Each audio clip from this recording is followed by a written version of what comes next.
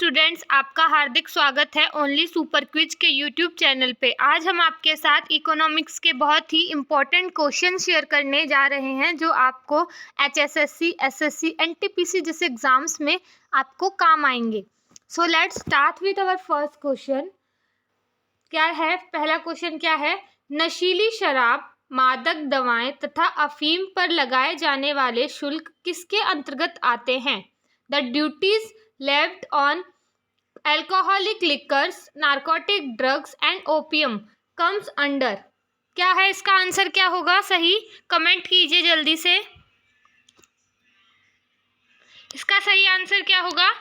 इसका सही आंसर होगा आपका option C, state excise duty, राज्य उत्पाद शुल्क। जैसा कि हम सभी जानते हैं कि जो अल्कोहलिक लिकर्स होते हैं उनके दाम हर राज्य से दूसरे राज्य की ओर चेंज हो जाते हैं। जैसे अगर कोई अल्कोहलिक ड्रिंक का वैल्यू अभी कुछ और है और बाद में कुछ और होगा तो ये क्या होगा?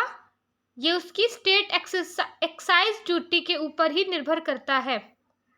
ठीक है, अब हम देखते हैं कि सेंट्रल एक्साइज ड्यूटी क्यों नहीं हो सकता, क्योंकि सेंट्रल के अंडर में कुछ ही पर्टिकुलर आइटम्स होती हैं और ये जो सेंट्रल है ये कौन लगाती है? सेंट्रल एक्साइज ड्यूटी ये लगाती है आपकी यूनियन गवर्नमेंट।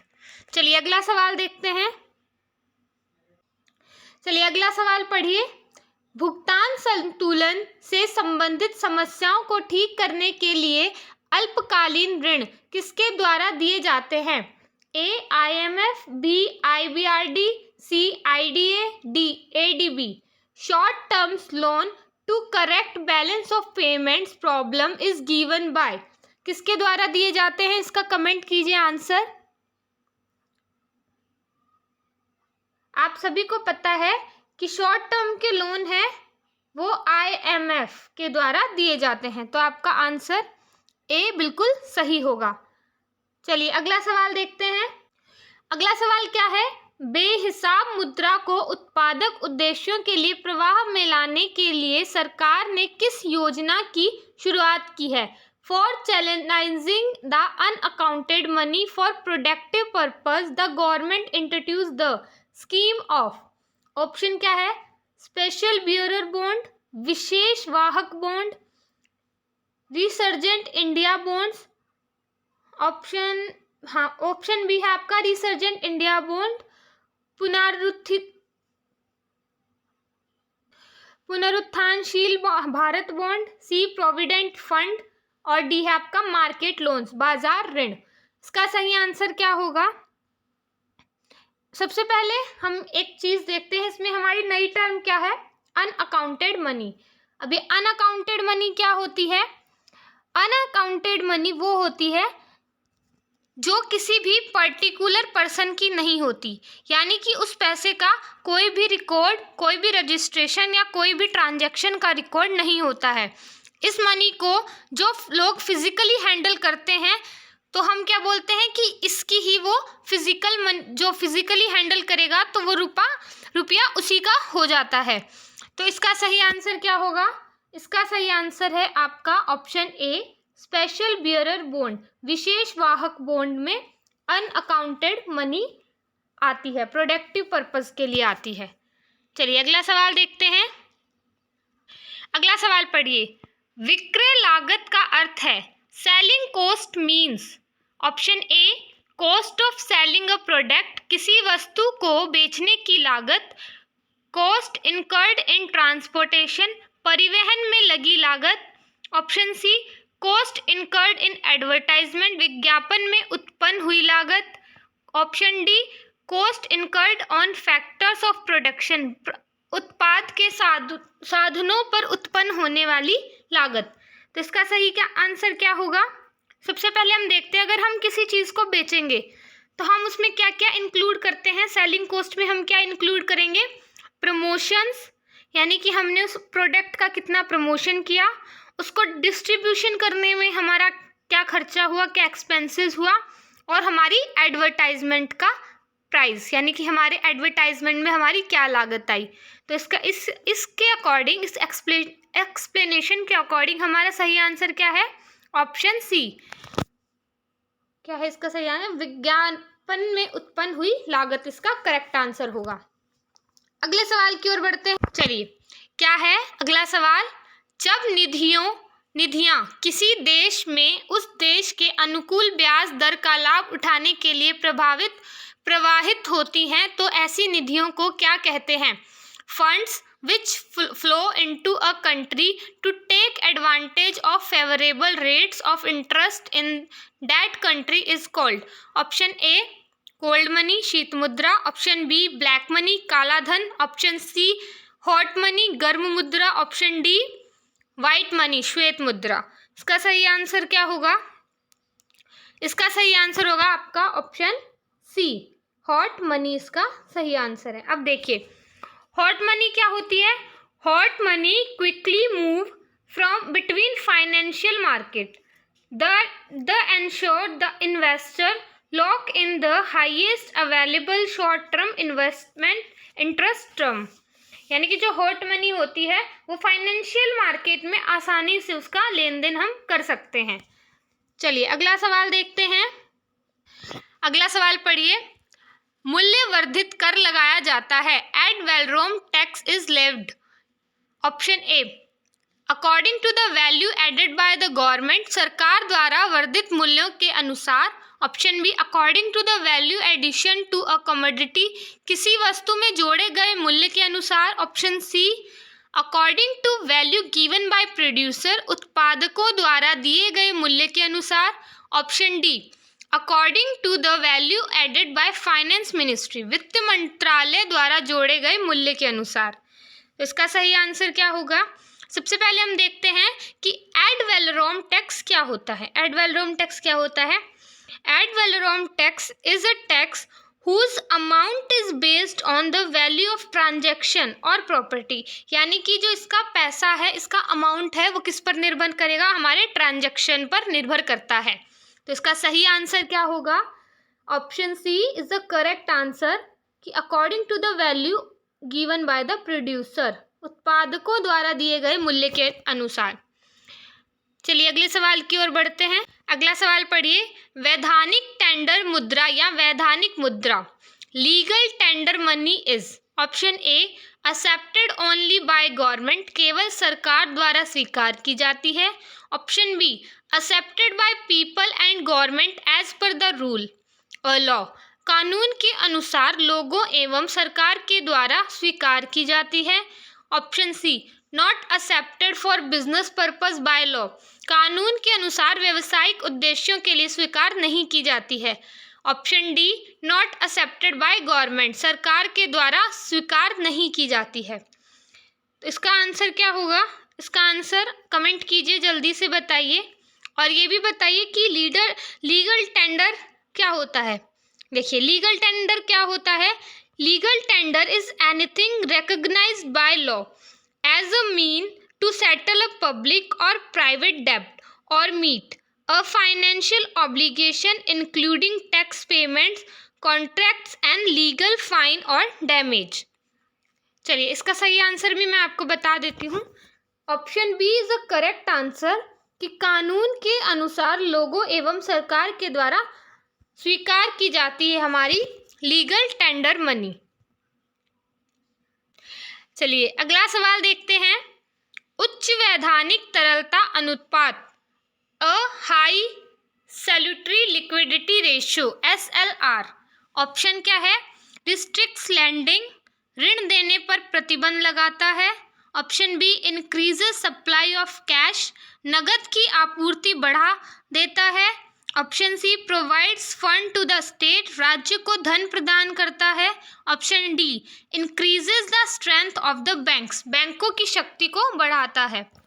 तो देखिए अब हम एक चीज़ समझते हैं कि जो SLR बढ़ेगा, अगर हमारा SLR बढ़ जाता है, SLR हमारा बढ़ेगा तो क्या होगा कि the lending should be restricted, यानी कि जो हम पैसा देते हैं, उधार देते हैं, वो रिस्ट्रिक्टेड हो जाएगा, हमारा प्रतिबंधित हो जाएगा। और देखिए SLR maintain by banks is determined by RBI in order to control the expansion. ये किसके द्वारा कंट्रोल किया जाता है? RBI के द्वारा कंट्रोल किया जाता है कि ये एक्सपेंशन को कंट्रोल करे। इसका सही आंसर क्या है? ऋण देने पर प्रतिबंध लगाता है। Option A is the correct one. चलिए अगला सवाल देखते हैं। अगला सवाल पढ़िए। उस स्थिति को क्या कहा जाता है जिसमें कई फर्में समरूप वस्तुओं का उत्पादन करती हैं? A situation of large number of firms producing similar good is termed as.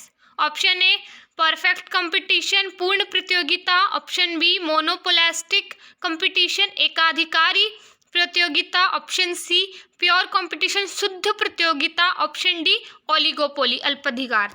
इसका सही आंसर क्या होगा? आप सभी को पता है इसका सही आंसर है आपका ऑप्शन ए, यानी कि परफेक्ट कंपटीशन इसका करेक्ट आंसर है।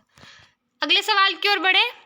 चलिए अगला सवाल क्या है कि बहुराष्ट्रीय निगम को यह भी कहा जाता है। Multinational corporation is also called. Option A trading corporation, व्यापारिक निगम। इंटरनेशनल कॉर्पोरेशन, अंतर्राष्ट्रीय निगम। सी क्या है? फाइनेंस कॉर्पोरेशन, वित्त निगम। या डी ट्रांसनेशनल कॉर्पोरेशन, पारराष्ट्रीय निगम। तो देखिए इसका आंसर सही क्या है, आप मुझे कमेंट कीजिए जल्दी से। इसका सही आंसर है आपका ऑप्शन डी, ट्रांसनेशनल कॉर्पोरेशन। अब देखिए एमएनसीज क्या होती हैं? MNC corporation is also known as transnational corporation. It is a corporation that has a home base but it registered और operate and has access to other facilities in at least one to another country at one time। यानी कि ये एक home based कंपनियां होती हैं जिनकी की रजिस्ट्रेशन या फिर जो काम करती हैं एक से ज़्यादा देशों में एक ही समय पर। चलिए अगला सवाल देखते हैं। चलिए अगला सवाल क्या है? The difference between the price of consumer is prepared to pay for a commodity and the price which he actually pays is called। किसी वस्तु के लिए उपभोक्ता जो कीमत देने के लिए तैयार होता है तथा जो कीमत वह वास्तव में देता है उसके अंतर को क्या कहते हैं?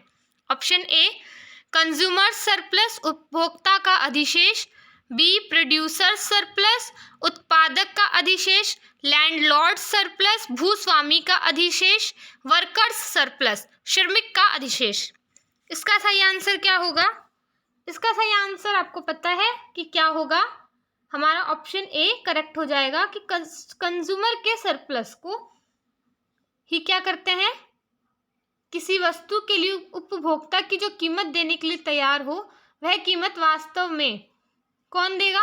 कंज्यूमर ही तो देगा, क्योंकि कंज्यूमर के बेनिफिट की बात होती है कंज्यूमर सरप्लस में। चलिए अगला सवाल देखते हैं। वर्तमान बाजार कीमतों पर राष्ट्रीय आय में बेहद अधिक वृद्धि तथा स्थिर कीमतों पर निम्न वृद्धि क्या बताती है? A very high rise in national income at current market prices and a low rise at constant price reveals। Option A the high rate of growth in the economy at the current period। वर्तमान अवधि में अर्थव्यवस्था में उच्च वृद्धि दर।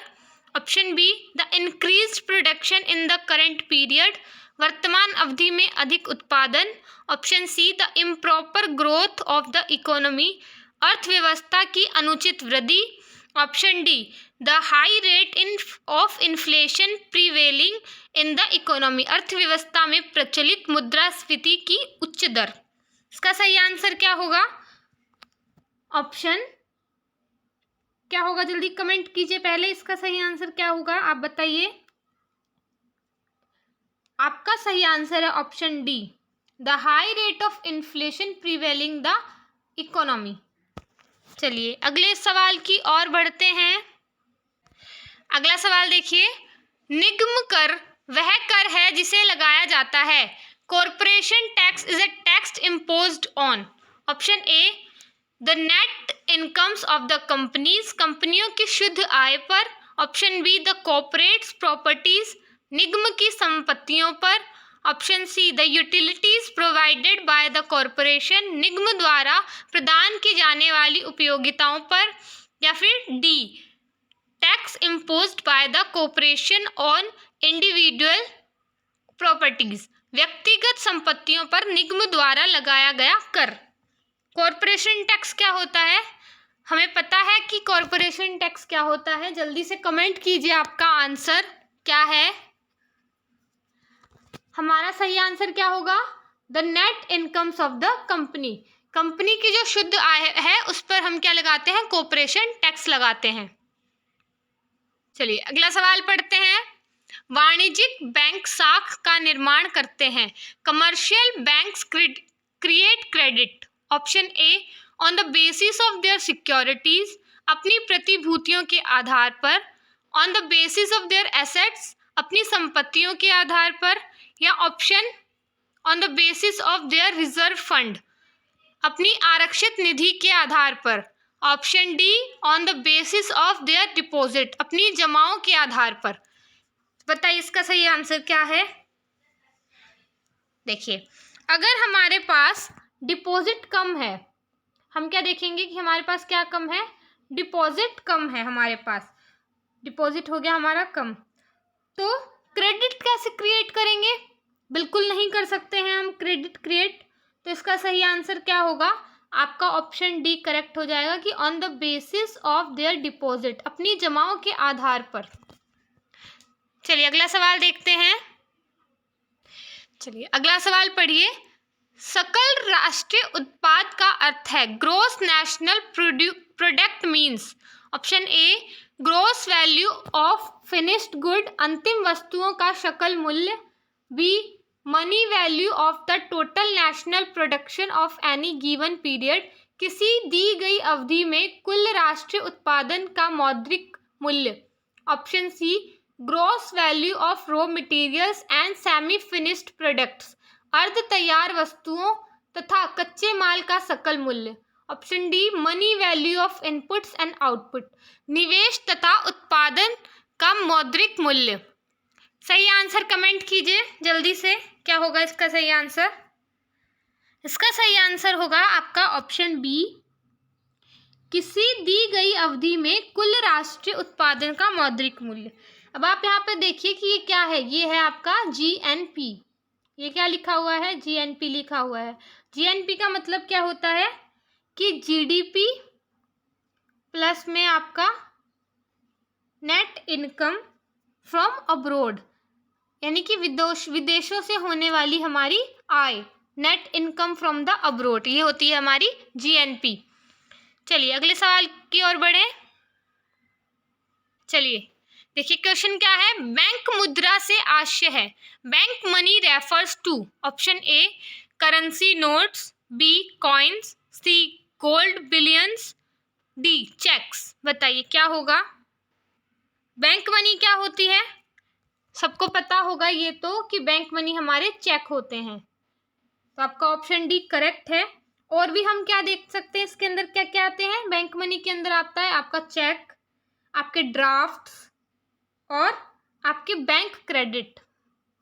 Bank credit भी आपके bank money के अंदर ही आएंगे। चलिए अगले सवाल की ओर बढ़ते हैं। अगला सवाल पढ़िए। एग मार्क क्या है? What is egg mark? Egg mark क्या है? ऑप्शन देखें। It is a marketing seal issued on the graded agriculture commodity. यह एक विपणन मोहर है जिसे श्रेणीबद्ध कृषि उत्पादों पर लगाया जाता है। Option B it stand for agriculture marketing. इसका अर्थ कृषि विपणन है। It represent agriculture management and regulation. यह कृषि प्रबंध तथा विनियमन को दर्शाता है। ऑप्शन डी इनमें से कोई नहीं। तो देखिए ऑप्शन क्या सही होगा? हम क्या टिक करेंगे? हम यहाँ टिक करेंगे आपका ऑप्शन बी। इसका अर्थ कृषि विपणन से है। और ये क्या होता है? It is a quality certificate that labels a product of necessary quality and per guideline specified by the governing body, यानी कि ये उसका कोई भी वस्तु है उस पर अगर एग मार्क है तो इसका मतलब क्या है कि उसकी क्वालिटी का ये सर्टिफिकेट है, जो किसने दिया है, हमारी गवर्नमेंट, गवर्निंग बॉडी, मतलब जो हमारी सरकार है उनके द्वारा इशू किया गया है। अगला सवाल देखते हैं। एक विकासशील देश में स्वनियोजित व्यक्ति जो छोटे स्तर के श्रम संगठन कार्य में संलग्न है मुख्य रूप से किस काम आता है? The self employed in a developing country who is engaged in small scale labour intensive work belong mainly to the, क्या होगा इसका आंसर? ऑप्शन ए देखते हैं, informal sector, primary sector, secondary sector या टर्शरी सेक्टर। अनौपचारिक क्षेत्र, प्राथमिक क्षेत्र, द्वितीयक क्षेत्र और तृतीयक क्षेत्र। देखिए, जैसा कि हम सभी जानते हैं कि इंडिया एक डेवलपिंग कंट्री है और इसमें जो व्यक्ति काम करते हैं यहाँ पे क्या लिखा है कि सेल्फ एम्प्लॉयड है। किस में एम्प्लॉयड है? एग्रीकल्चर में। तो इसका काम क्या होगा? मजदूरी करते होंगे या फिर कोई खेतों में काम करता है। तो सबसे ज़्यादा विकासशील देशों में सबसे ज़्यादा लोग कहाँ काम करते हैं? प्राइमरी सेक्टर में काम करते हैं। चलिए अगला सवाल देखते हैं। देखिए अगला सवाल पढ़िए। राज्यसभा को धन विधेयक लोकसभा में किस अवधि के भीतर वापस भेज देना चाहिए? The Rajya Sabha should return the money bills to the Lok Sabha with इन। चलिए, मनी बिल्स, ठीक है। अब हम क्या याद रखेंगे कि राज्यसभा धन विधेयक लोकसभा को कितने दिनों के अंदर वापस भेजेगी? ऑप्शन देखते हैं, 1 महीना, 3 महीने, 14 दिन या 6 महीने। इसका सही आंसर क्या होगा? कमेंट कीजिए जल्दी से। इसका सही आंसर क्या है? इसका सही आंसर है आपका ऑप्शन सी, यानी कि आपका 14 दिन। 14 days are the correct answer. कि मनी बिल राज्यसभा कब देगी? आपके 14 दिन में ये दे देगी।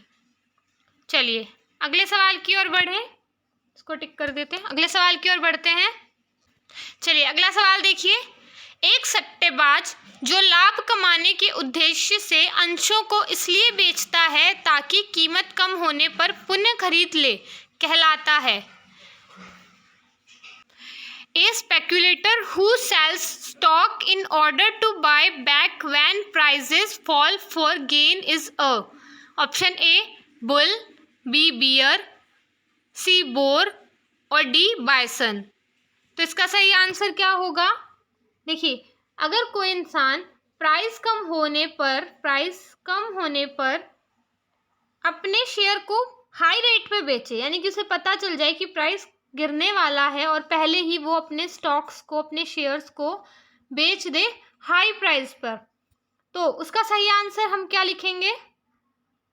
हम क्या लिखते हैं उसको हम क्या बोलेंगे? उसको हम बोलेंगे आपका बियर।